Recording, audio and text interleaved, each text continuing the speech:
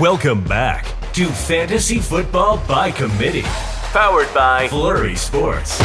It can be tough to win a fantasy league on your own, but at FFBC, we will work together to bring home the hardware. Hosted by Zach Bruner and the rest of the Flurry Sports crew, we will give top-level analysis, answer your questions, and, well, go off on other tangents. That was after I tried to get ChatGPT to admit that 9/11 was an inside job, but it stood firm. It gave quite a few solid points that it was true. Welcome to Fantasy Football by Committee. The show starts in 3, 2, 1. Hello.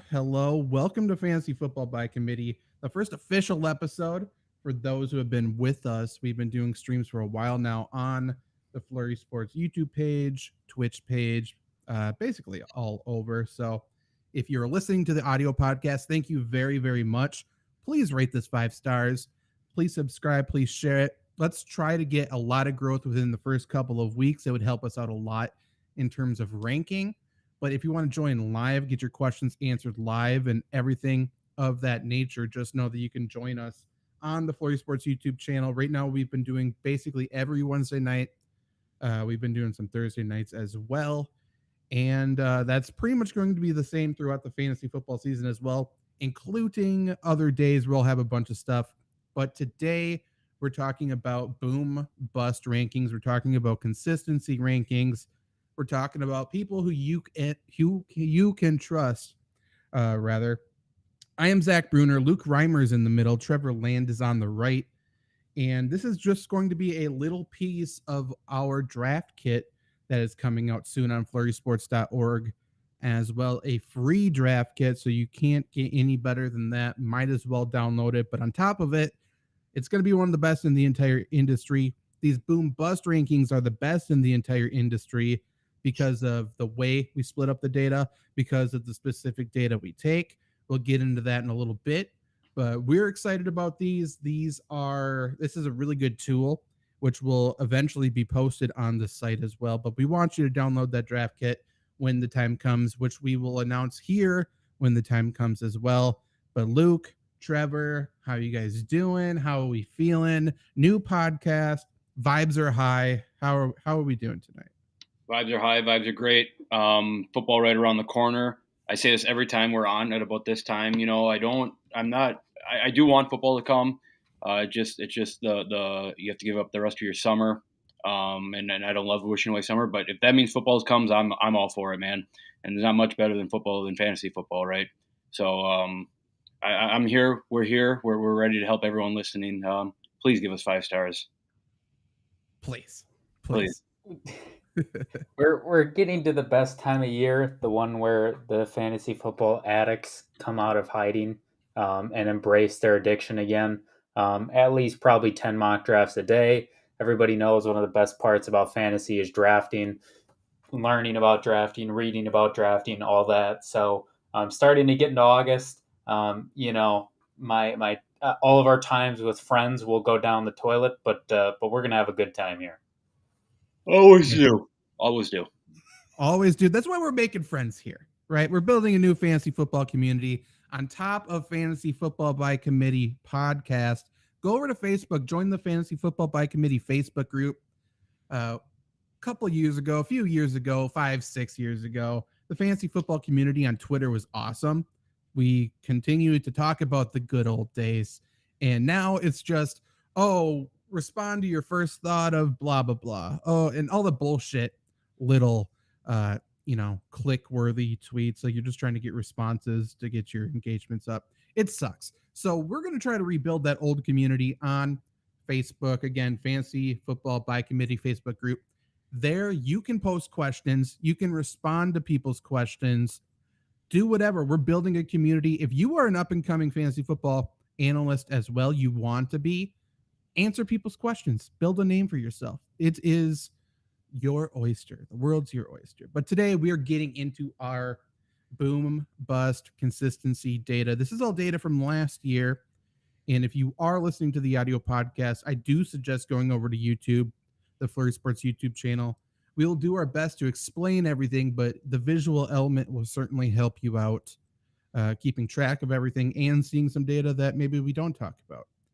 But let's just jump into it. A lot of colors, going to look a little overwhelming at first.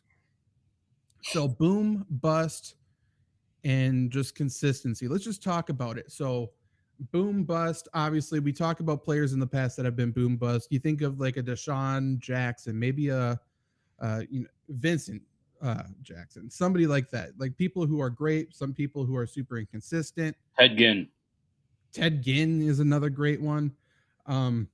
So this is going to help you figure out which players are consistent and which players are truly boom or bust, which can be fine for best ball leagues. That's what we can talk about, how to use this data as well. But in terms of just a key for everything here, we determine what a boom, a start-worthy play, and a bust is differently for each position. So for a quarterback to be a boom play, they had to finish top 3. To be able to have finished 18th or lower, then they were a bust for a given week. Running backs, they had to finish. This is PPR scoring, top 1, and for a bust, it's 36 or lower. Wide receiver, top 6 is a boom, 36 is a starter, and 48 and lower is a bust. Finally, tight end, top 3 is a boom, top 12 is considered a start-worthy week, and 18 or lower is considered a bust.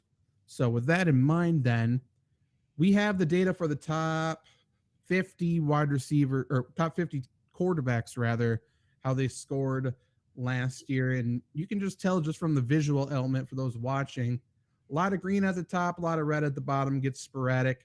For quarterbacks, we do a little bit differently than any other site. So you can go to Fantasy Pros, look at their boom bust data, and it looks different than ours. And why is that? So first off, we took off week 18 completely. There's just too much going on in week 18, and you hopefully aren't playing fantasy football in week 18. There are teams that rested players. There's teams that played players for a little bit. So the data for week 18 is completely useless. So we took that out. Then for quarterbacks specifically, if they played fewer than 50% of the snaps, we took that out. There's no reason to count that because sometimes it's a quarterback came in for the injured starter. Sometimes they got hurt and they come out. Typically, quarterbacks are going to play the full game. They are the least injured position compared to the other positions, obviously. It's not like they sprained an ankle and they're going to come out. Quarterbacks are going to play more often than not. So if they played fewer than 50% of the snaps, we took it out. And then finally, and it qualifies under that as well. I just want to make this point because for some reason, sites like Fantasy Pros, not to completely throw them under the bus, they're just trying to get their data out quickly. They count that Bills Bengals game in all of their data. And that makes no sense. So you see, like Josh Allen had a bust week. We saw, all basically every player from that game. And that makes no sense. Take it out.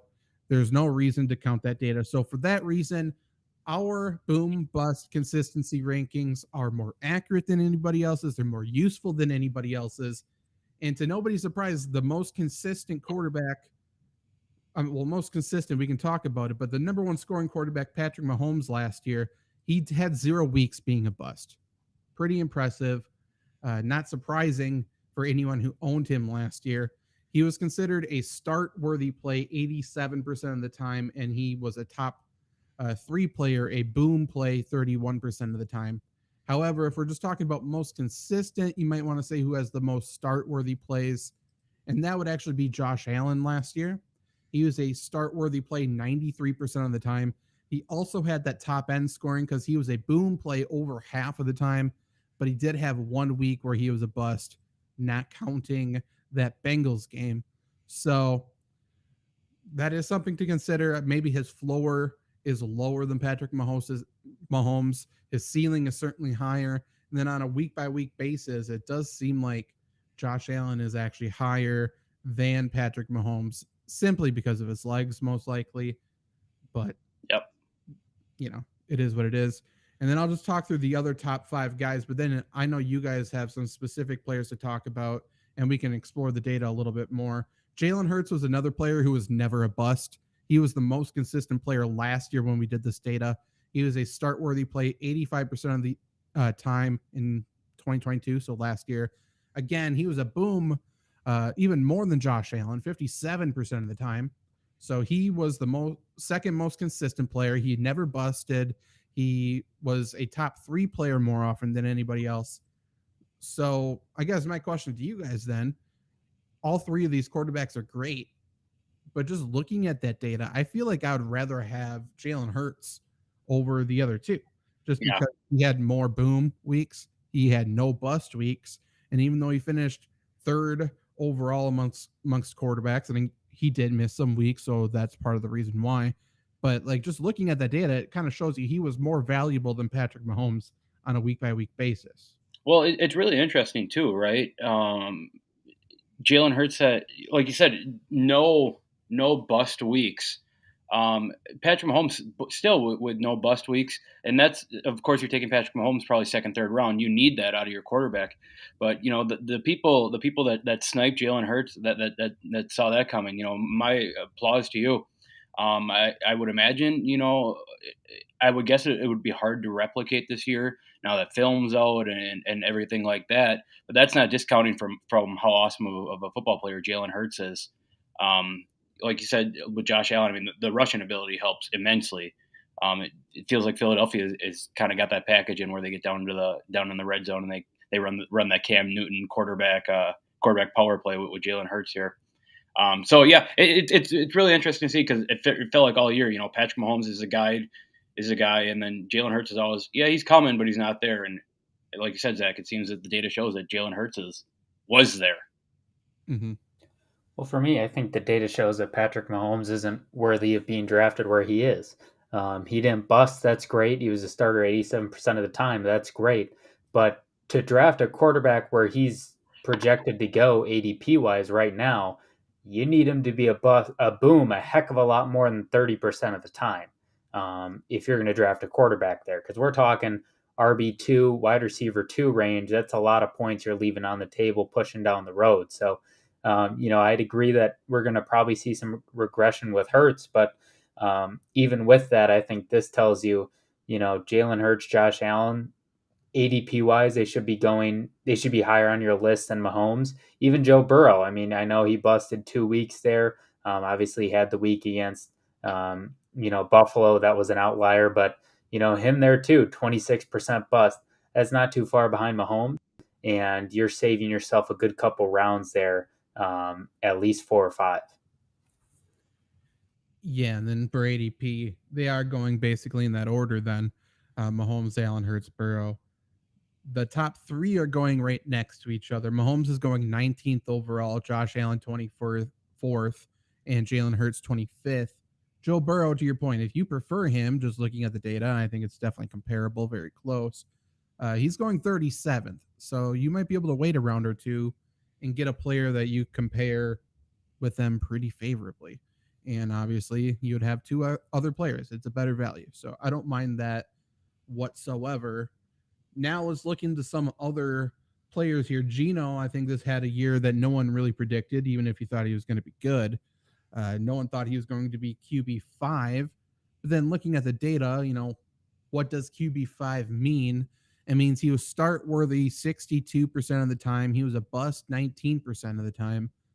I mean, obviously, that's not terrible whatsoever, but it's not dominating by any stretch of the imagination. Just over half the time he is worthy of being a starter for you. Trevor Lawrence is a player I do want to talk about. Well, I'll talk about somebody else. You have something with Trevor Lawrence too? I wanted to talk broadly about him. Cool. Say what you got to say. I'll say his data first for those listening, I guess. He was a boom 6% of the time. That was just one game.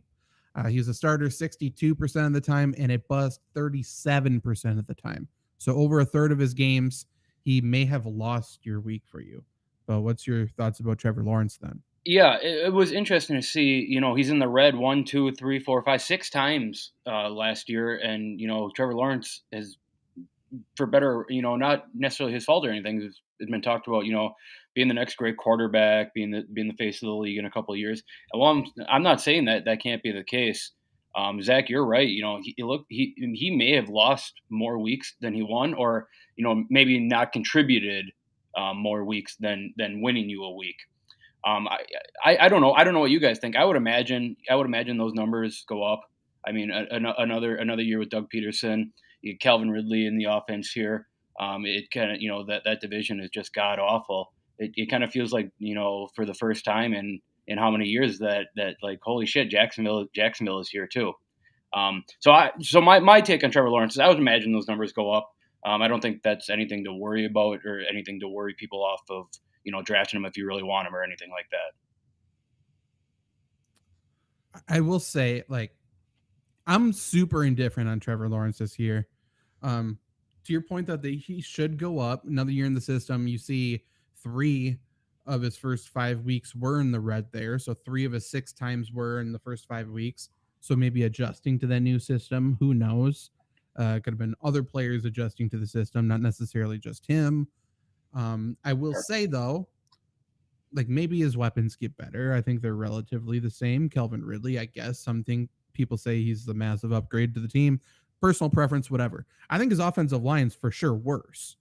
Like, I don't think there's any doubt about that. So, and the division is worse. Okay. Does that mean he passes less in those games? So for me, I just feel like I think we're going to get a relatively same level season out of Trevor Lawrence.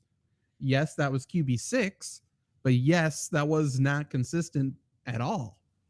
And for me, then, just looking at this data, that doesn't mean I'm avoiding Trevor Lawrence necessarily, but that just means I don't value him over people taken legitimately 6-7 rounds later. Yeah. Yeah, and I mean he's right now, his ADP is around the 50 range from what I'm seeing. And so I think what this data tells me is you can believe in him, that's fine, but I think this tells me that you shouldn't be drafting him around before his ADP. There are some players that if you want him, you got to go get him, and that's fine, and usually you'll be okay. But in Trevor Lawrence's case, I mean, if he's at 54, you wait till 54 to get him at the very least, in my opinion, because although he's a solid player, he can be good, and 62% starter is great. You can't be reaching for a guy that busts 38% of the time. I have Trevor Lawrence going at 67. So I think that's probably more updated of where he's going right now. So maybe a round or 2 later than what you were talking, but it's still pretty early. It's still quarterback 8. It's just below Justin Fields, just ahead of Deshaun Watson. Another player I want to I'm going to compare 2 players here, actually. One is currently going 13th. But let's just talk Daniel Jones really quick.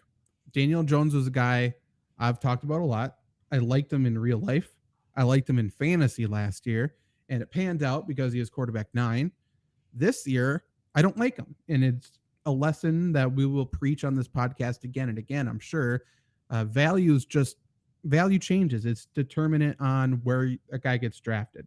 So last year, if Daniel Jones has the same year as last year, he's a bad fantasy play because of where he's getting drafted. Daniel Jones last year in a QB9 finish, he was a bust 44% of the weeks, and he was start worthy 44% of the weeks. He was in the middle, obviously, of those 2 the other time. But 44% he was a bust, 44% he was a starter. Let me talk to you about one player who's not getting drafted. Ryan Tannehill was a starter 42% of the time and a bust 58% of the time. That's not much different. And Ryan Tannehill's team is better. His pass catchers are better. He's got DeAndre Hopkins there. Currently, Daniel Jones is getting drafted as the 13th best quarterback, 109 overall. Tannehill, I scroll.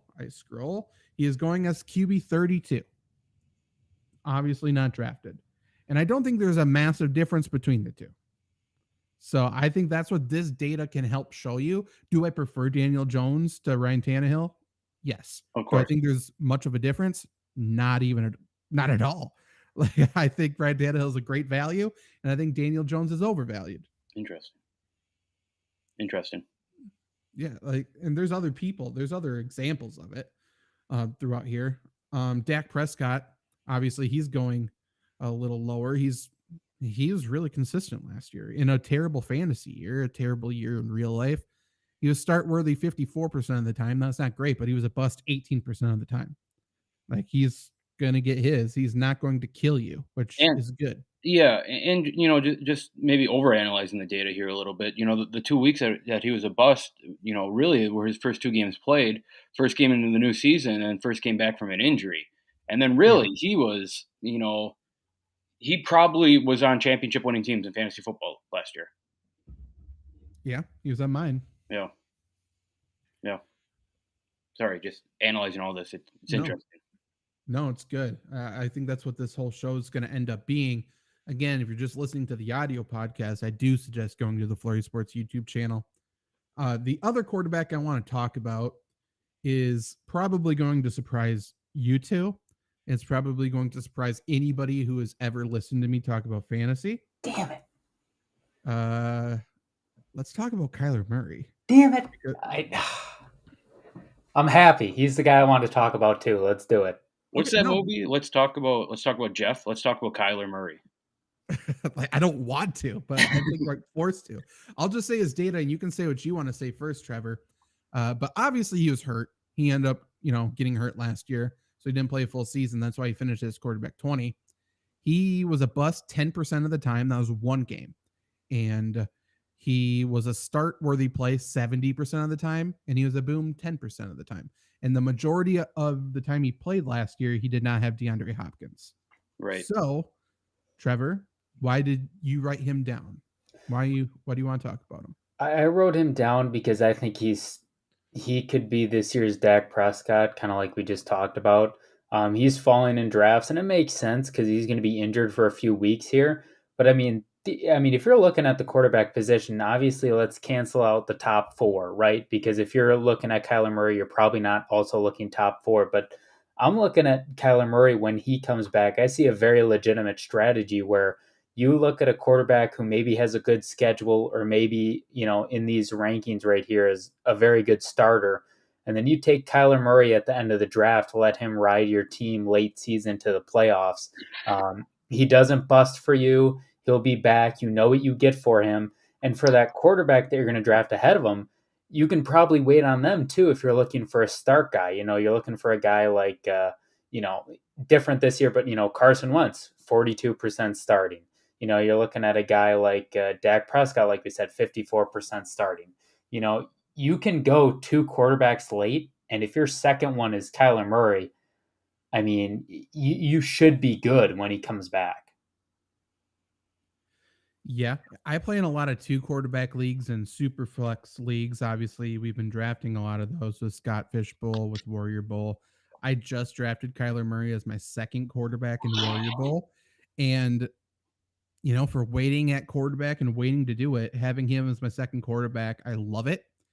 Currently, just in regular drafts, Kyler Murray is going as quarterback 21. He says he's going to be ready for week 1. I don't believe him. I think he is probably going to be back in October, but even still, if he misses 3-4 games, that's not that bad. And again, most of his stats last year were without DeAndre Hopkins, so it's a relatively similar team, new coaching staff, new system, new all that, but kind of a similar team as he played with last year. And how about this? We'll have more information by the time real draft season comes along. But what if you pair Kyler Murray with Gardner Minshew if he ends up starting the year in Indy? Like, you can do worse. Gardner Minshew's probably going to produce. Right. He's going to be sporadic, so he's going to lose the Colts games. But for fantasy, he's probably going to be all right. And that's if you wait super long. That's last pick in the draft, you grab Gardner Minshew. Yeah. You could wait a long time and grab Matthew Stafford and just play Stafford while he's healthy. That's fine too. There's so many ways to play Kyler Murray this year. Yeah, I think, and not to take the conversation off of Kyler Murray, but I think that's kind of what's really interesting with this whole quarterback position, right? Is it of course it's nice to have Josh Allen, it's nice to have Jalen Hurts. But like you said, Zach, you won with Dak Prescott last year. Like, you can win with a middle of the road quarterback in fantasy football. So Trevor, to your point too of drafting these quarterbacks high, maybe that's not the strategy this year. It seems running backs are kind of empty this year. Tight ends are always kind of empty. Trevor, I'm thinking kind of siding with you this year and make sure you get those RB1, RB2, wide receiver 1, and maybe even a tight end 1 first. fantasy quarterbacks are to fantasy as running backs are to contracts in the real NFL. You don't need a top tier one to win the Super Bowl. I agree. The only thing I'll say to dispute that, it depends on the size of your league, depends on all of that. Of course. Depends on who you're drafting with. But there's a lot of green here. Yeah. With those four. Yeah. Like, at least you get to rest easy. Even if you drafted, like, here's another player I guess I did write down, Jared Goff. He's the sneaky guy this year. This is who I wanted to compare to Ryan Tannehill, actually. I was trying to figure out who I wanted to do it. Jared Goff, 38% starter, 50% bust. Ryan Tannehill is a 42% starter, 58% bust. Very, very, very similar. One player is going very undrafted, and one player people are saying is a sneaky pick. Like, they're not that different. I like Jared Goff last year. I don't mind Jared Goff this year. But look at that. Yeah. That's like, gross. You weren't playing them there. And there's probably going to be a stretch this year that's similar. Yeah. Yep. Jared Goff is a player that I've written down. I'm happy you brought him up because that data is gross, looking at it. And for everyone to say, Jared Goff had an awesome year, like he probably did, but he's not winning anyone fantasy championship years. He finished strong. It wasn't due to the schedule either. Like, one of those games was the Packer game we were at. Packers defense was not very good. No, for as bad as the Packers were in that game and injured in that game, people forget how terrible Detroit was in that game. Horrible. They did nothing. But yeah, I mean, I don't have much else to say about this quarterback data. It'll be out there for you in the draft kit and eventually on Flurry Sports. It's just interesting to see when players got hot, trends and stuff like that. Obviously, Justin Fields, you see how he started, and then they made a philosophy change, and he was unbelievable. There's a lot of things like that, just looking at the data. Again, Jared Goff, there was a little bit of a philosophy change for Jared Goff as well, but it's just recency bias with why he's a sneaky pick this year. Yep. Pretty clearly. Any other quarterback you want to talk about before we do running back? I just want to point out Derek Carr there. I don't know what we're going to get out of him in New Orleans, but he's got seemingly a healthy Michael Thomas. He's got Olave. He's got Alvin Kamara. I would assume, since that's a misdemeanor now, if there is a suspension, he's probably not gone very long. Taysom Hill, Juwan Johnson. Like, I'm not saying at all he's going to be a top 10 quarterback even, but if you're looking for a starter and you just can't have a ton of busts and you are down near the end of your draft, he's as good as any. Yeah, I think the reason why people downgrade Derek Carr, well, there's a few reasons, I suppose, but like the reason I downgrade him, I guess, I think he's going to play in that Kirk Cousins range of like mediocrity, some flashes, some bad spots. It's just red zone. Like, how many red zone opportunities is Derek Carr going to get? Or are they just going to give that to Taysom Hill? That's the whole question. And if it's Derek Carr's job 85% of the time, he's going to be a very good fantasy quarterback this year, quietly, I think. But if they give it to Taysom Hill half the time, all of a sudden, Alvin Kamara is not that valuable. All of a sudden, Derek Carr is not that valuable. Maybe even Michael Thomas, who knows? Saints suck. They're just confusing because there's so many different things they could do. But yeah. Also, look how terrible Aaron Rodgers was last year. Yeah. It was insane. Yep. Not good. For fantasy. Running backs now. And again, for those watching on the Flurry Sports YouTube, Twitch, or wherever stream watching live, this is my biggest takeaway. Look at all this green, and look how quickly that falls off. Yep. There's on all my drafts right now, I'm grabbing 3 running backs early. Yep. And I couldn't be more happy. Yep. Just looking at what does it mean to be an RB2? What does it mean to be an RB2? So I'm sorting right now by players who were the most had the most start-worthy plays. Breece Hall got hurt after 7 weeks, but he was a start-worthy play every single week. But if we just look at the top, let's just go a start-worthy play over half the time. So the cutoff is here. only 22 running backs were worth starting in your lineup over half the time last year. Yeah. In PPR scoring, 22. And again, if you're in a 12-team league, you have to start 4, or you have to start 24. And then there's people putting them in the flex and stuff like that. So if I'm able to draft 3 guys in this range right now, You're doing well. I'm doing it. Yeah. And that's what I've been doing. Like, I'm passing on wide receivers, and I think it's okay. But yeah, that's just my main takeaway initially. Again, the most consistent running back last year, he only played half the year, so take it with a grain of salt. But Breece Hall, rookie with the Jets last year, start worthy play every week. Obviously, that means he was never a bust, and he was a top 6 play, a boom play 29% of the time.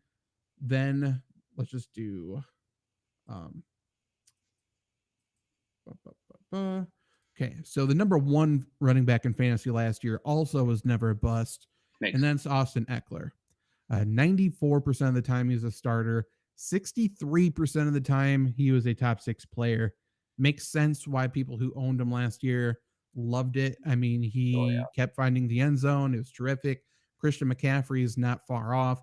82% of the time he's a starter, 6% he was a bust, 44% of a boom rate. I'm sorry, Zach, go ahead. to cut you off. Just to talk about Austin Eckler, and we've talked about the offense coordinator change in Los Angeles a little bit now. But how much effect do you think this has on Austin Eckler's his 0% bust percentage? I mean, I think it's not going to be 0. I think that's hard to replicate, but he's just too good of a weapon to not use. Yeah.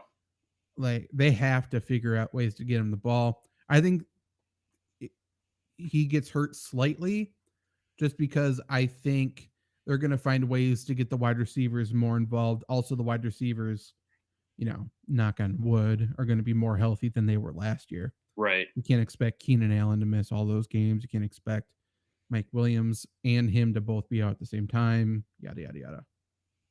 But yeah. But for those watching, I highlighted the top 6 running backs, and that's because I think this is a massive teardrop after this. You can throw in maybe Breece Hall into this. But again, Austin Eckler, 94% starter. Christian McCaffrey, 81%. Derrick Henry, 75%, even though he was on such a bad team. Josh Jacobs, 75%. Derrick Henry, 73%. Saquon Barkley, 81%. We'll see what happens with him. And then Nick Chubb, 75% of the time, he was a starter, despite only being 6% boom play. He's just a consistent workhorse. Again, throw Breece Hall in there. He's a 100% guy. And then a weird play down here. Joe Mixon finishes RB11. He was a bust 7% of the time. He was a boom 7% of the time. And then he was a starter 77% of the time. And I didn't really have any Joe Mixon last year. So I guess if you guys did, let me know. I just remember people being upset. Yes, me too, Zach. I remember people were pissed off until that 4 touchdown or 5 touchdown game, whatever it was. And then everyone's like, oh, he's back. And then I remember people being upset again. And now I'm looking at this data. I'm like, he's fine. I mean, people drafted him high, so I guess that's why. But he was one of the most consistent running backs in fantasy last year. And I'll look really quick where he's going, but I don't expect his role to really change. He's currently going as running back 15, so 40th overall. And if he's your running back 3, then you could easily get him as your running back 3. Boy, what a luxury that would be. Yep. Like, certainly.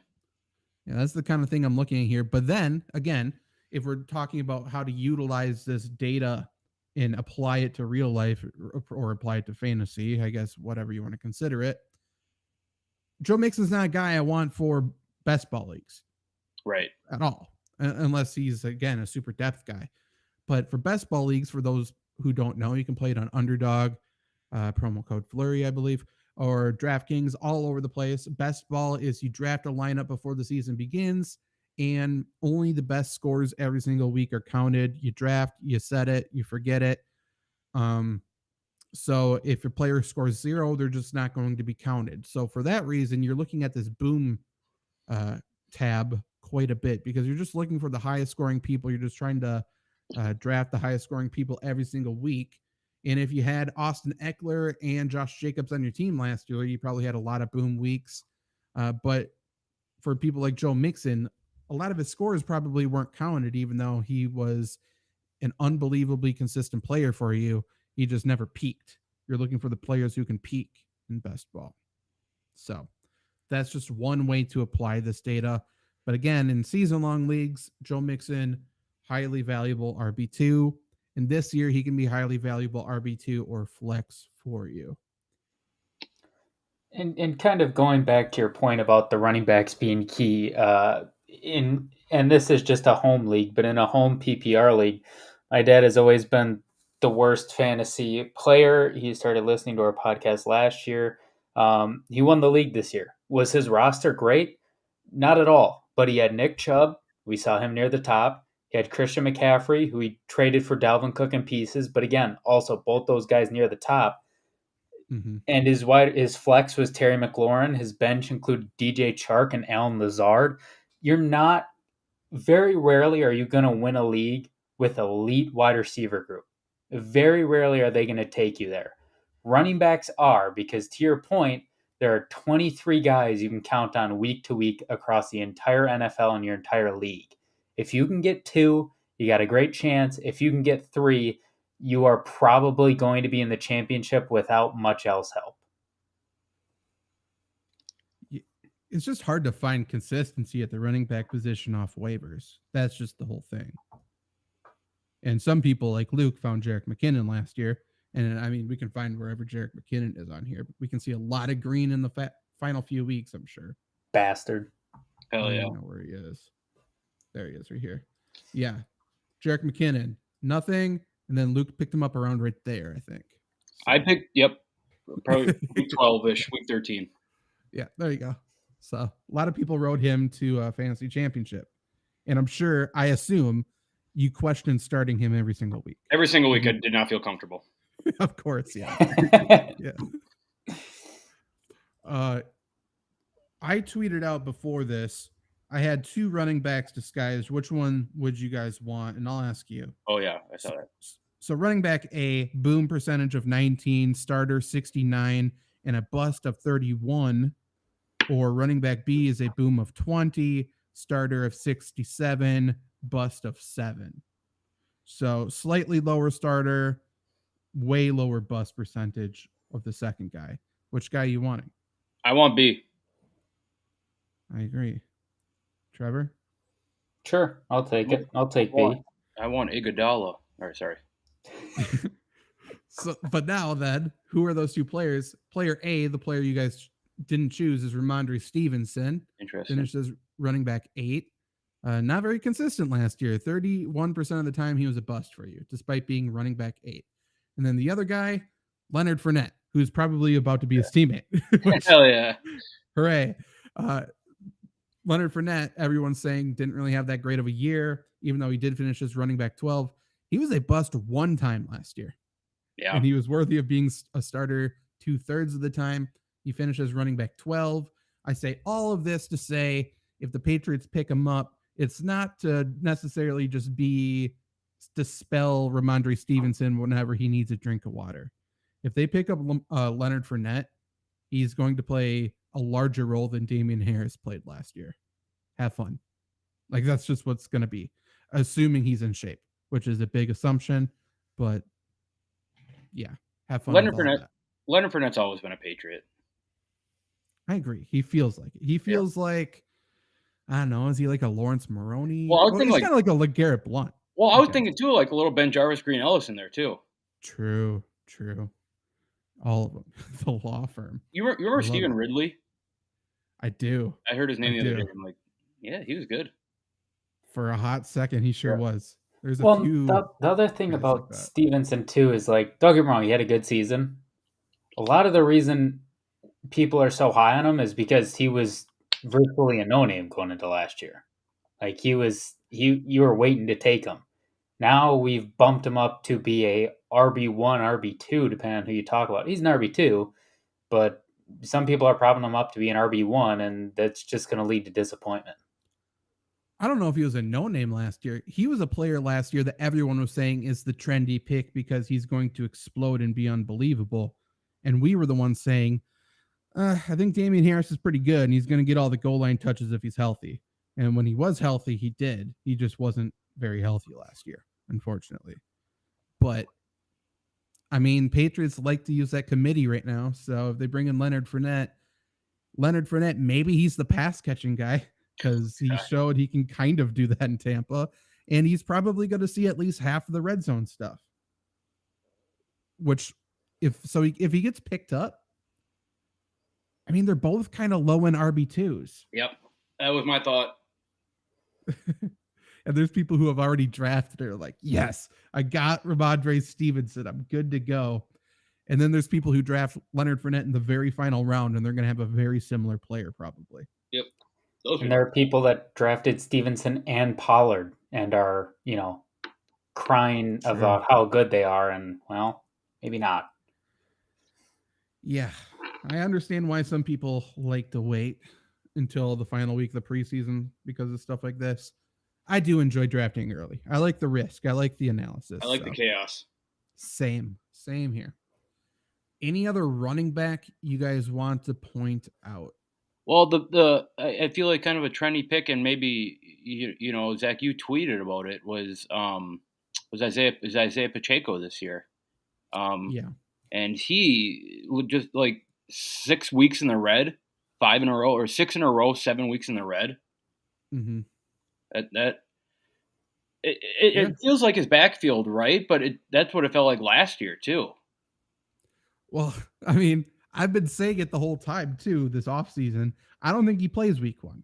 I think he's going to be hurt. I think he's recovering from shoulder surgery. I think as of recording, I think it was yesterday, the Chiefs announced, or someone from the Chiefs announced, I think Pacheco might not play week 1. Like, oh, okay.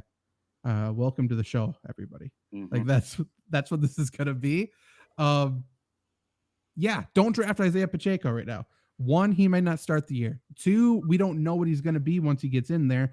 3, I think it's a far more crowded backfield than anyone would like to admit. Mm-hmm. I like Deneric Prince quite a bit. I think Deneric Prince could be given very early season looks. And if he plays very well, like I think he could, this will be at best a committee. And at worst, Pacheco lost his job. Plus, McKinnon will be involved. Yeah. McKinnon will be involved. And I'll keep defending him. I think Clyde Edwards-Helaire is pretty good. I'm with you, Zach. It's funny. It's funny. The Chiefs do too. Yeah, right. It's funny to see that Clyde has more boom finishes last year than Pacheco. Yeah. Like, what are we talking about? Look at him. Look how he started. That he got hurt. Like, he'll be involved, man. Mm-hmm. Whether anyone likes it or not. Why we don't need to draft any of these running backs. That's kind of where I'm at. So you know what it was last year that made me take McKinnon is I had Clyde and I was pumped with that start, right? I absolutely did not think Clyde was going to do anything. And then they started running Jerick McKinnon at the goal line when Clyde was healthy. I'm like, fuck this, I'm picking up Jerick McKinnon, and it worked. I don't know what I was doing, but something happened in the news at the end of last year. I picked him up for that, or Jerick McKinnon up for that very first good week. Yep. And then I think I dropped him for somebody else. Ouch. And then he just kept having good weeks. Right. Can we stop talking about goddamn Jerick McKinnon? Like, you didn't rip my heart out with him and Jawan Johnson. Moving on. Those are my guys. What a downfall from James Robinson, though, finishing 12-8-7, and then, the season and trade happened. But one guy that I kind of want to bring up is Dameon Pierce. He finished as a boom 7%, starter 69%, busted 23%. I feel like, and it's tough to get a real good read, especially with, to your point a lot earlier about fantasy Twitter. People are either really hot or really cold on this guy. I like him. I think this offense is going to get better. They're going to be a running scheme. That's great. And his ADP is at 50. I'd be a little concerned of it moving up too much. I think he's a great RB2 flex play. He's just like a Joe Mixon to me. But I think there's a real situation where we see the hype train kind of get moving off the tracks for him. And, he's a great player, but let's just, let's keep that ADP in mind, keep looking at it and make sure, we're not overpaying for the guy at all. Yeah, I feel like for the people who like to go 0 RB in drafts right now, he's one of the targets for people, and I think rightfully so. I do think Devin Singletary is going to be involved there, but also I think Damian Pierce finishes with more than 5 touchdowns, which was his total last year. So I like him. I like him at his ADP. To your point, I hope he doesn't rise any further. But if he makes any sort of flashes in preseason, he's a guy I could see people jumping on quickly to promote higher.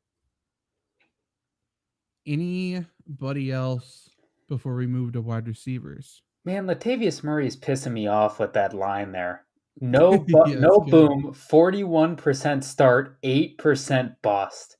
That is Yeah. insane for a guy that definitely was not drafted last year. That is Latavius No. Murray's career, Well, this just shows how valuable opportunity is. right? He got picked up by Denver when he was the only person available. They had 0 running backs healthy.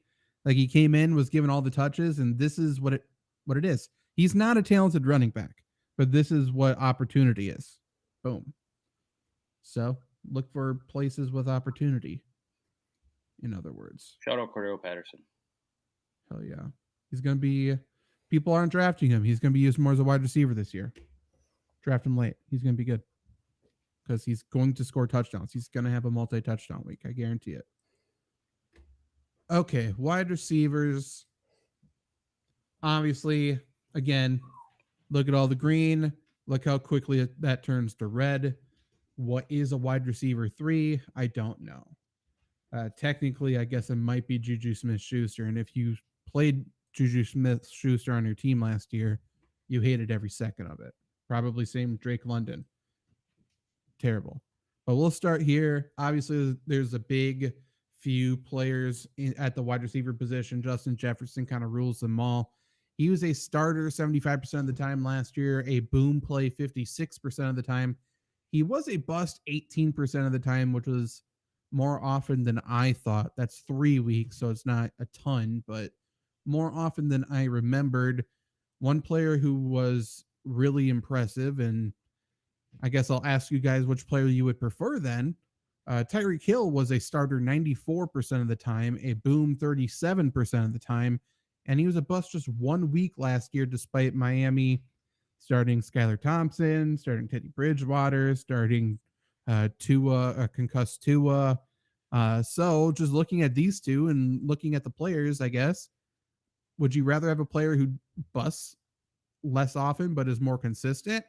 Or would you rather have Justin Jefferson, who probably had more of those top end games, but he may have lost you some weeks as well? Which guy would you like? Yeah, I mean, I think I'd be dumb to not say Justin Jefferson. And Randy coming in, I was going to bring that up. That 86 wide receiver 86 finish looks pretty nice. Week 17 there. Shout out Jair Alexander. But I've been saying it for the last couple of years. Like, why is it? Why it kind of still feels like Tyreek Hill is disrespected in fantasy football. Why is he not an end of the round first round pick? And he's never really been his whole career. Maybe 11th, 12th pick. But I think there can be an argument made that Tyreek Hill should have been a top 8 pick in fantasy football the last 5 years. I mean, look at this data you have here. I mean, it seems like he's the most consistent out of every receiver in the NFL this year. So I totally understand you taking Justin Jefferson first. But Tyreek Hill it probably has been the number one wide receiver over the last 5 years. Yeah. I mean, people just keep trying to predict when he's going to slow down. Right. Because people like to say the only thing he has is his speed. And which is fine. Completely wrong. They're wrong, but also fine. He's very fast. Right. And it doesn't look like he's slowing down right now. And he doesn't get hurt. Right. So I'm done trying to predict it. There's no point. Yeah. I think you're happy if you have Tyreek Hill. And yeah. There is something to be said about, first round pick, going for the boom. And there is a decent sized difference there in boom. But for me, I mean, we're talking 12% difference in bust here. That's 2 weeks worth. That, I mean, a bust of one of your elite players, I think will hurt you than not getting a boom from one of your elite players. As long as you have a guy that is a starter, really only one of your other players has to go off. That's not, an elite talent. If you get a week where Justin Jefferson finishes wide receiver 77, you're in a hell of a lot of trouble unless you got 2 running backs overachieving and a wide receiver. And then, I mean, you also look, I mean, there are probably a lot of Justin Jefferson's owners. Maybe you need to play for a playoffs week 17. He lays an 86 on you. Maybe you have a lot of buys in week 11. He drops a 54. So he's definitely, I think, the best receiver in the league in terms of, from a talent perspective. And I can see why he's going early. But if I'm picking between the two, and you're telling me Tyreek's more consistent with an incredibly inconsistent offense, I'm taking him every time. Yeah, and then the other player to throw in there would be Cooper Kupp. Obviously, he got hurt. Cooper Kupp had 1 week where he was a bust. That was the week he left hurt. So I don't think we can really talk about it. But over half the time he was a boom when he was healthy. 89% of the time he was a starter, a.k.a. every game, other than the one he left hurt. And I don't think there's a re-injury concern with what happened. So Cooper Kupp, man. He's a stud. My rankings are going to come out soon, and I'm really torn because I want to put him as my wide receiver 1. I think I trust him more than I trust anybody else. Yep. I don't disagree with you on that at all. He's so good. He's so good for fantasy. Like, he'll hit 20 targets in a game without even trying. Well, right. And that's the big thing too. Like, Minnesota's going to want to go to what's their Hawkinson at tight end. I don't think they have a ton of weapons here and there, but the Rams have none, so they have to go to Kupp. Yes and no. I mean, I like the Rams. I don't think the Rams' weapons are that much worse than the Vikings. I think the Vikings have name value. Nah. Like, is Luke? I'll do this comparison for you, and I kind of believe it. How much worse is Van Jefferson than Jordan Addison? He's not. I mean, you're right about that. He's not that much worse, right? Yeah, I guess. Okay, I see where you're coming from. Like, yeah. Tyler Higbee's a good player. I was gonna say Tyler Higbee. People love to shit on him, but he's fine. They got 3 good running backs. Yeah. And then they got wide receivers that are unproven. Tutu Atwell, I still think could be good. I'm with you. Yeah, and then Ben Skowronek is just a white slot player.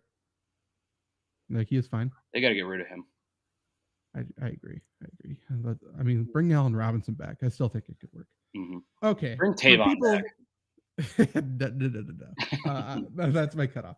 For people who are listening to the audio podcast, again, join the YouTube stream or Twitch or wherever, the Flurry Sports YouTube, Twitch, Facebook, and you could ask questions like Randy and Kevin have here and others. I'm just going to go through them.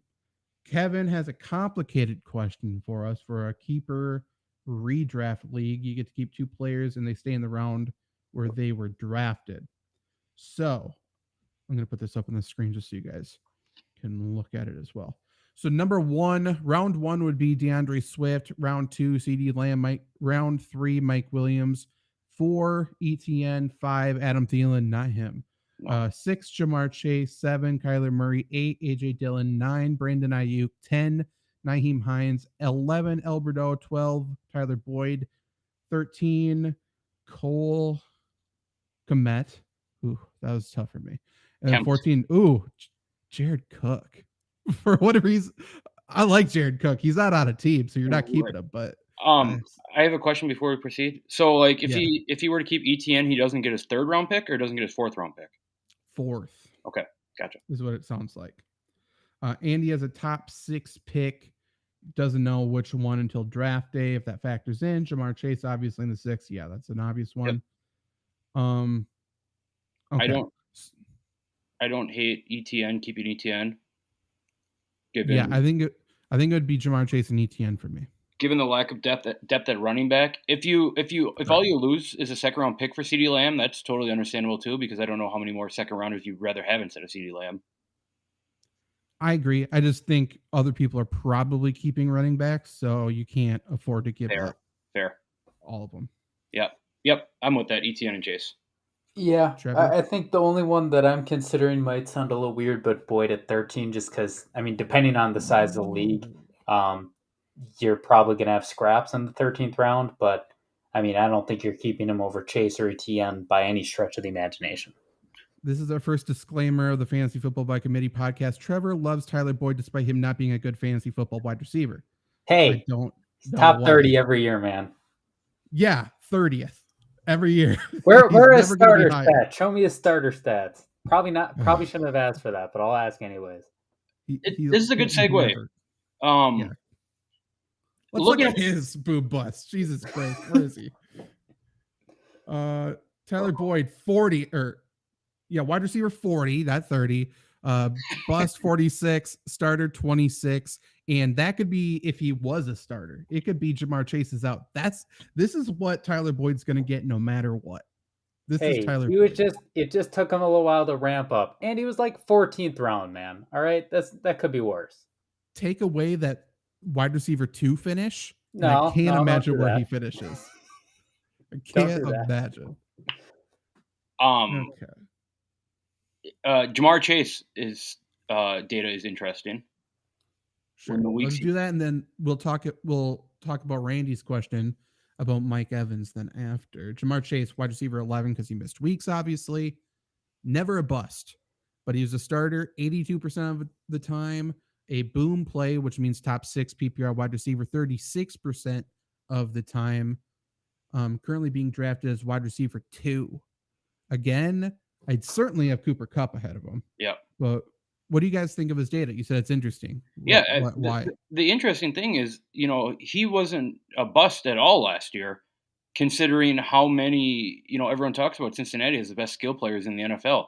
Like, I think Jamar Chase, when he was a rookie, everyone loved him and everything. But there's still kind of that stigma that, he's a boom bust guy. I mean, to me now, Jamar Chase is a bona fide superstar consistent guy in fantasy. And I think this data kind of proves it a little bit. Obviously, you'd like to see him in those 5 weeks in the middle of the season, but given the sample size that we have, with T. Higgins, with Joe Mixon, with Tyler Boyd, with Joe Burrow, who loves to spread the ball around, Jamar Chase is still that guy. This is I'm probably just explaining what everyone's thinking, but I'm all in on Jamar Chase. He seems to be a guy that's always going to produce for you. And one of my friends had Jamar Chase and Joe Mixon, and he was complaining constantly last year about these guys. And I understand that in terms of boom percentage, like these guys, compared to what you expected, rarely carried your team. Obviously, Jamar Chase, 36 boom percent, that's not bad. That's not what I'm saying. But they also never busted. I mean, These guys were the model of consistency. They never put you in a hole. And like we've said ample times about multiple position players and, week to week, the worst thing you can do is have yourself get a goose egg or be in a hole. These guys don't do that. And so if I can have a team that's full of starters every week, I'm fine with that. So I look at Chase and I can see he's definitely a top tier guy here.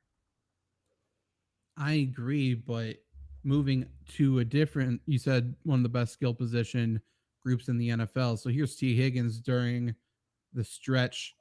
Jamar Chase was out, and you see two of his best weeks came in there, 2 other very good weeks. And I say this to say I hate T. Higgins this year. Yep. Just because he is currently getting drafted as wide receiver 14 in PPR leagues. That's 30th overall. He is getting drastically overdrafted because of, and I brought this up a couple of weeks ago, it's opposite of what's normally true. His fantasy value is getting inflated because of his real life talent, which it's usually the other way around. Usually people who, if they're a really good fantasy player, if they're really good on Madden, like even if they're just fast on Madden, you can score a lot of touchdowns with them. People think that they're very good players. Not necessarily true. T. Higgins, starting wide receiver on almost every other NFL team, very, very good real life player. But because of where he's getting drafted and because he really didn't do that great other than when Jamar Chase wasn't on the field, I can't touch T. Higgins this year where he's getting drafted. Yep. Yeah, Jamar Chase is a guy. Well, and on top of that, I talk about it all the time. I think T. Higgins has absorbed the most hard hits to the head in the past 2 years out of anybody in the NFL.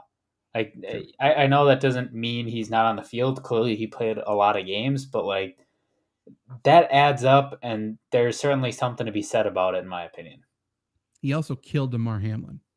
True. Randy's question here. Killed my fantasy too. Does Mike Evans have a good year? And I'm bringing this question up because I would like to compare Mike Evans and Chris Godwin, wherever they are, right here. So obviously Tom Brady with them last year, so we have to take everything with a grain of salt here because now it's Baker Mayfield and hopefully not Kyle Trask, but maybe Kyle Trask. Hopefully not. You're telling me. Mike Evans finishes wide receiver 17 last year. Chris Godwin wide receiver 18. Mike Evans played one extra game, so that's why he was better. Just looking at their stats here, Mike Evans 13% boom, Chris Godwin 14% boom. Mike Evans 40% starting, Chris Godwin 78% a starter, and then Mike Evans 26% bust, Chris Godwin 7%. So if we're choosing between those two, and especially considering the stuff that Baker Mayfield can throw really well, I'm picking Chris Godwin so much more than Mike Evans this year, even relative to draft position. Right now, just for the sake of conversation, Mike Evans is getting drafted as wide receiver 33, that's 73 overall. Chris Godwin, wide receiver 24, 54 overall. I will say, I think Mike Evans is underrated this year or a little bit undervalued, but I mean, I think Chris Godwin, I think you can draft him without any worries whatsoever. He's been a good player for a couple years now. If we're being honest, I think the only real hiccup was he had a not great injury in the recent past. But I think the biggest tell about these two guys, you can split the season up however you want in halves and quarters and thirds. Chris Godwin was better than Mike Evans the entire season. Yeah. But yeah, so I like them both. I think Chris Godwin is a really reliable wide receiver too for you. Like, I mean, you see here 7% bust. Buccaneers, I believe, passed him more than any other team last year.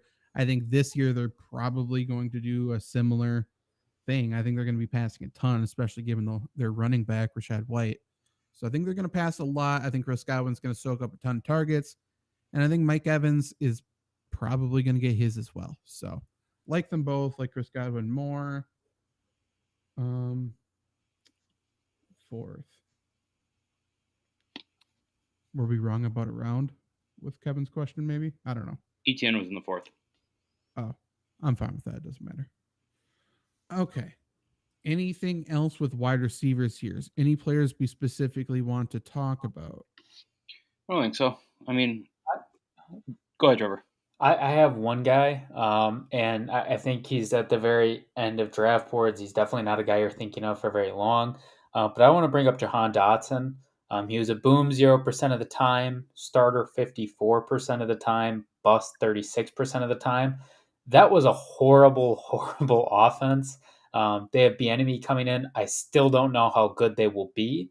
And I'm not going to sit here and say that Jahan Dotson is a difference maker by any stretch of the imagination.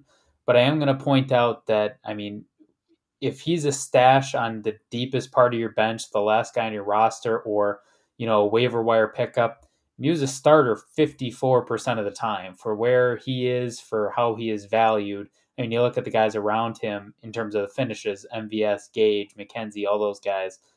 Like, I think he gives you value to your team. I mean, he's not getting drafted that late. He's getting drafted wide receiver 38, which is in 87th overall. No, he's getting drafted just after George Pickens, ahead of Brandon Cooks, ahead of Gabe Davis, ahead of Courtland Sutton. So I'm still taking him above, well, maybe not Gabe Davis, but Brandon Cooks, I'm probably taking him above. I mean, there's Elijah Moore, definitely. I think there's something to be said about a guy who can be a starter most of the time. I agree. Mm-hmm. What I'll say to you is, see this stretch right here? That's Carson Wentz, baby. You thank Carson Wentz for that stretch. And Well, I mean, he had a better else, stretch week 13 to 16, but yes. They were out of it. Doesn't matter. So, right there. You're welcome. Carson Wentz should get signed to the Cardinals today, by the way. Why not? Why not? Love Colt McCoy. I think I know what Colt McCoy is. I'm still not 100% sure what Carson Wentz is. He's Super Bowl champion. That's what he is. He is. He also was almost an NFL MVP. Carson Wentz is a doof. That's who he is. Yeah, he is. But it's okay. Other players. The other one that I had brought up was Debo. Yeah, Debo. What do you want to say about him? He was 16% boom. Half the time he was a starter. 16% he busted. Okay. I think I read the data wrong. But he was better than people said he was last year, even though he wasn't great. He wasn't terrible. He just didn't have the huge weeks like people assumed he was going to have. A round 2 guy. Right. Yeah, he didn't live up to – again, it goes back to value. Like, overall, he didn't kill your team, but because you passed on some other great players, you're angry. You're comparing him to DK Metcalf or something, right. I guess. Which, by the way, I had a take here. Let's figure out what my take was. I was going to pick somebody over DK Metcalf because I wanted to – Well, you do your take. Oh, I know what it is. I'd rather have Chris Godwin than DK Metcalf, I think is what it was. No, it was more extreme than that. DK Metcalf, by the way, bust 25% of the time, was start worthy just over half the time last year, which is, it's nothing. It's nothing. It's nothing for a second-round pick. No, like, we need to stop it. We need to stop it with DK Metcalf being like this elite player or being an elite fantasy player. He's neither. Lockett's better than him. Agreed. I don't think he's going to be this year probably because of the offense now. I'm starting to come around on Jackson Smith and Jacobs, by the way, from what I've been hearing about their coaching staff. But that's a conversation for a different day. What was my take? I was going to pick somebody extreme over him. Curtis Samuel? Maybe. Curtis Samuel, where is he? He had annoyingly good stats last year. 44% of the time he was a starter. 38% of the time he was a bust. Finished as wide receiver 30. And, I mean, I think you could ask 10 quote-unquote fantasy experts, and I think 9 would assume he was way, way worse. Yep. Like, he was the quietest wide receiver 30 of all time. Yep. that wide receiver 110 week 12 hurts. Yeah. That's about the time when I picked him up last year. That's how good he was. My take is that Jahan Dotson is going to be better than Gabe Davis for your fantasy team in terms of what you want him to be. Yeah, I mean, he's getting taken ahead of him, Trevor. That's not a hot take. I know, but I just don't like Gabe Davis. Gabe Davis finished what? Wide receiver, like, where was he last year? He was way higher than Dotson. 35. And people love Gabe Davis, at least on Twitter. They love him until they go to draft him because they're drafting him after. What's his take, Trevor? I like Cooper Kupp more than I like Ben Skoranek. Tell me I'm wrong. It's the same thing. I have a question. I'm sorry. I'm still stuck on Curtis Samuel. The 110 did he have negative points that week? Yeah. Okay. He for sure did. I was going to say there's no way 109 receivers scored positive points. I believe he had both. If I remember correctly, I believe he had both negative rushing yards and negative receiving yards in that game. Tough. I think. Something like that. Yeah. I don't remember what my stupid take was, but I still believe it. I also don't like, where is he? Terry McLaurin. Where did he finish? 16. What a bad wide receiver 16. Just never a boom week. 56%. He was barely startable. And you know what like sucks? Over half a week. It feels like it's not the fault of his. Kind of not, but we need to stop making that excuse at some point. You're right. No, I don't know about that. Look at every other team with bad quarterbacks last year. I don't know if I'll come to that. DeAndre Hopkins was a unanimous top 3 player his entire career with the Texans. He had TJ Yates throwing him the football. Not that often. Tom Savage too. He had so many bad players. Let's stop. Terry McLaurin's fine. It's because he had a good his first game in the NFL was good. Great. I mean, he's a good player. I mean, he also had a coach. He's the Jeremy Lin of the NFL. All right, Let's relax. No, that's out of pocket. That's not right. Sorry. That's Jonas Gray. Okay. I don't think, since you're defending Jahan Dotson, who I like too, I don't think Jahan Dotson is less talented than Terry McLaurin.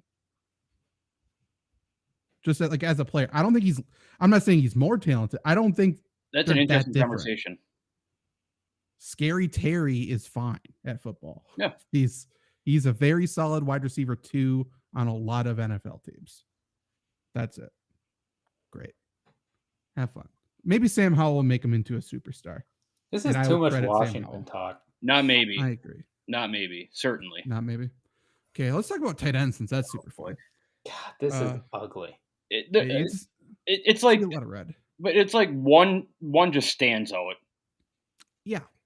Yeah. That's for the folks at home. Travis Kelce, only tight end to not be a bust last year.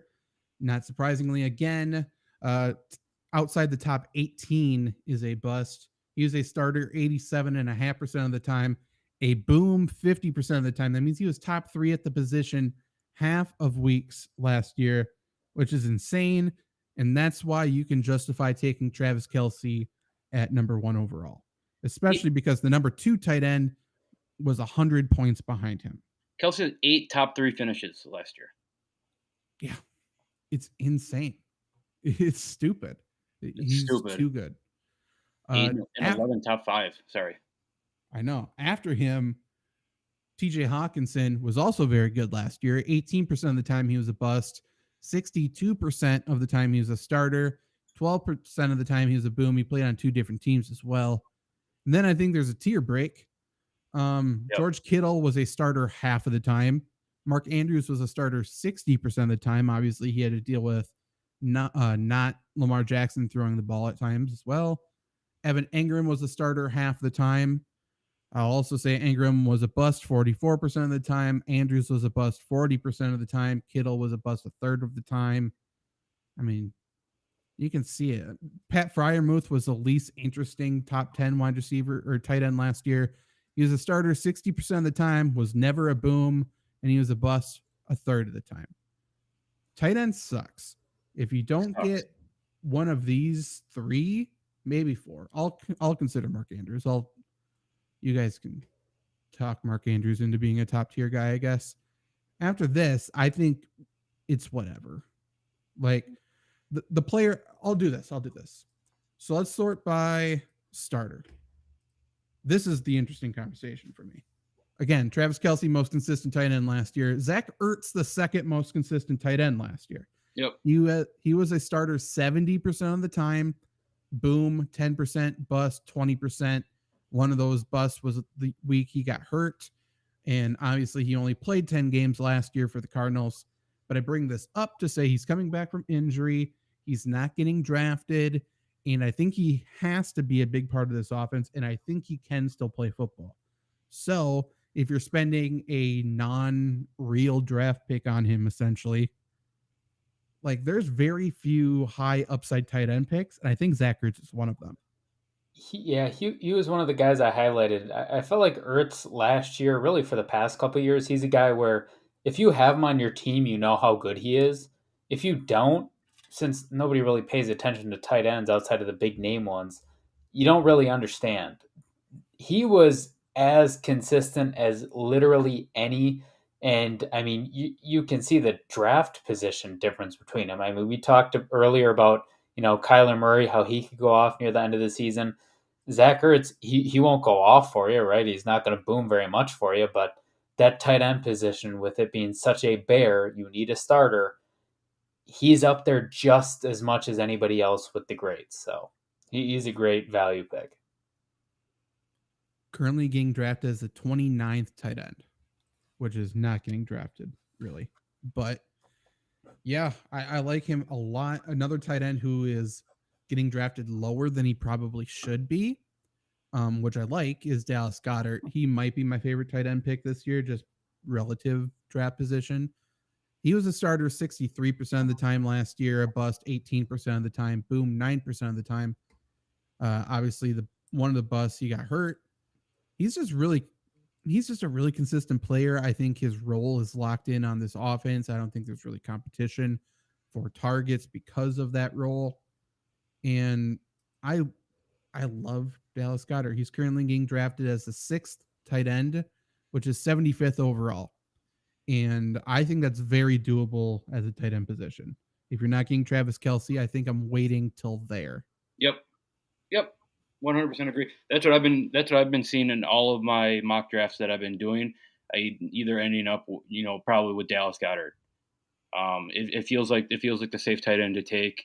He's kind of, like you said, he's going in that range. Like, you can kind of fill out your roster a little bit before you get a solid tight end. And Dallas Goedert is like, 14, 7, 9, 10, 4, 10, 1, 8. Like, those are fine finishes for tight ends. Anytime you get a 1, I think, out of tight ends, I think that player needs to be looked at as being on a team. Mm-hmm. Another tight end I really like is Greg Dulcich. So Greg Dulcich finished as tight end 30. He missed a lot of weeks to start the year. Obviously played on one of the worst offenses in the NFL last year. We talk time and time. If they scored 17 points per game, they would have been in the playoffs. They would have been really good. This is a rookie tight end performance. He was a starter. Half the games he played in last year was a boom 10%, bust 30%. Of all the second-year tight ends for this year, I think this is the guy who can really break out. I like his role on the Denver offense. Obviously, there's a lot of mouths to feed, but again, much like Dallas Goedert in Philadelphia, like the tight end role is one that can't really be competed with. Like, I don't think Albert O is going to take a spot, even though I do like Albert O. Dulcich is going to take a giant leap forward. After missing the early part of the year, he comes in with 3 start-worthy weeks.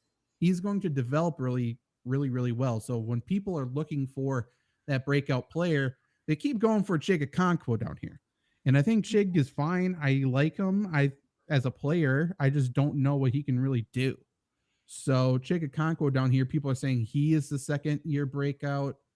I like Isaiah Likely as a second-year breakout more than Chig Okonkwo. I like Jelani Woods maybe as a second-year breakout more than Chig Okonkwo.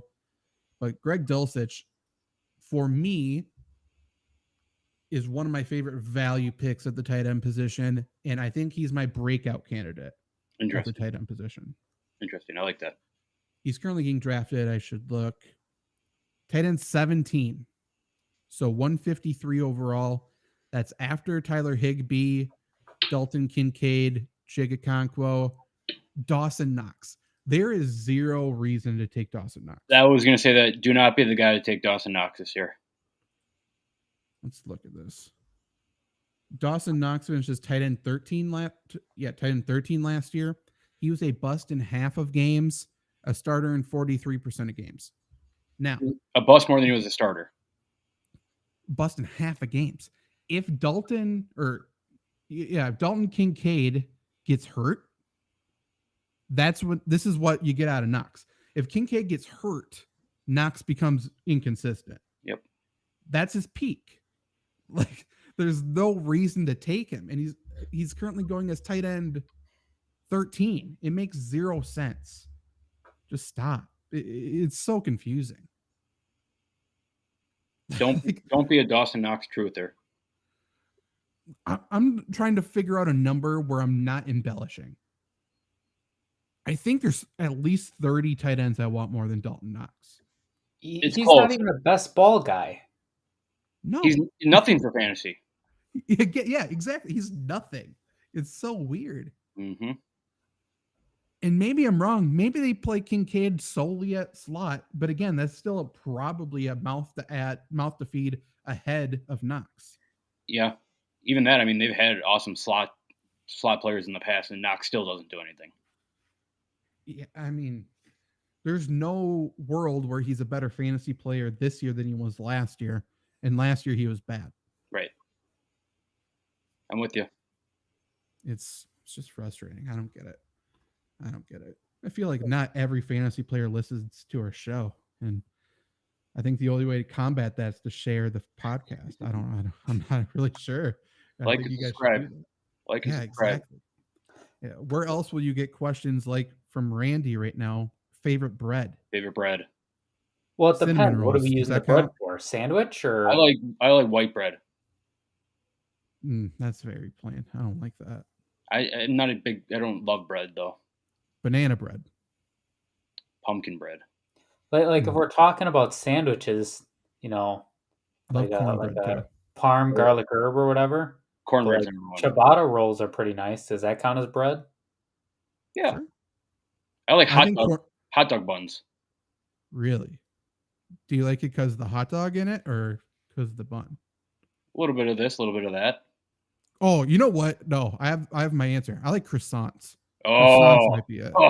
Have you ever have the glazed croissants, like the donut type? Oh, I those have. are tier 1 donuts. bagels. See, Bagels. there's no bad croissant, and I've had bad bagels. It's bagels. Bagels are much better than croissants. I haven't had a bad bagel. I have had a bad croissant. I don't know. Like you get those frozen bagels from the grocery store that come in the bag already. They're okay, but I mean, you get the canned croissants. It's just, it's a party. Pigs in a blanket. Can't put pigs in a bagel. Like, That's true. I had pigs in a blanket today. We should try pigs. We should try pigs in a bagel at O'Connell. We can try. I'm willing to try. Pigs in a blanket always hits. Always. Always. Top tier appetizer. I mean, top tier any kind of food. But it's always a party. Yep. I'm gonna have a hot take that you're not gonna like. I'm not a huge fan of pigs in a blanket. They're okay, but I'm just not incredible. Not sold. I've never heard anyone say they're okay. That's odd. That is true, Zach. I've only ever heard everyone say they're incredible. I'm not going to stand here and say I hate them. It's just eh. Oh, it kind of sounds like you do, Trevor. It does sound that way. At the Super Bowl party last year, someone brought pigs in a blanket, stole the show. It was just like, it absolutely was. Yeah. It was like everyone said, I can't believe you brought them. I didn't even think of it. It's right. It always brings the party. It always plays. So good. So good. Also, glazed donuts are pretty good bread. I mean, we're kind of going way off the bread track at this point. I don't know. I think it's bread. You can use it as like burger buns. I've seen that. You remember when KFC did the chicken sandwich between glazed donut? Incredible. Oh, I didn't know they did a donut one. I know they did it between two pieces of chicken. No, they did it with 2 glazed donuts. Yeah, it was incredible. Yeah. I don't know if I'd trust it from KFC. Oh, no, KFC is great. I think it's good. I had Chick-fil-A for the second time the other day, and it makes me angry how hyped up it is. Yep. It's good, but I think it's good, but it's overhyped. It's fine. I would prefer KFC to it, I think. Me too. I think their breading is too light. More. I think that's a problem with Chick-fil-A. Chick-fil-A does have the good fries, though. I didn't like them. I don't know. They're usually not crispy. They were not at all, yeah. And they don't have any seasoning. It's just salt. The best fries have seasoning on them. My favorite food is salt. Okay, great. Okay, so I mean, this was the boom bust data. This was the first episode of Fantasy Football by Committee. I think we hit all the notes. I think we did everything we were supposed to do, and there's going to be a lot of different kinds of shows coming on the stream. There might be some days that I pop on just by myself to do some like a shorter show just on recent news. We might have longer streams doing more data stuff, more recent news stuff. During the year, we'll have start sit shows. We'll have waiver wire shows. We do our ranking show every Wednesday night live. So definitely join in for that. That's always going to be us 3. We have more people from the Flurry Sports team joining us as well. So it's going to be a party. So final thoughts, rate the show 5 stars. If you rate it 4 stars, I'm going to be very upset. Just letting you know. If it's not a 5-star review, don't give it. Well, and I say if you're watching, get your questions in while you can. Well, before we blow up, we'll answer any and all. As proven by everything Randy's ever asked, I think we will answer them all. But yeah, rate it 5 stars. Please share the show.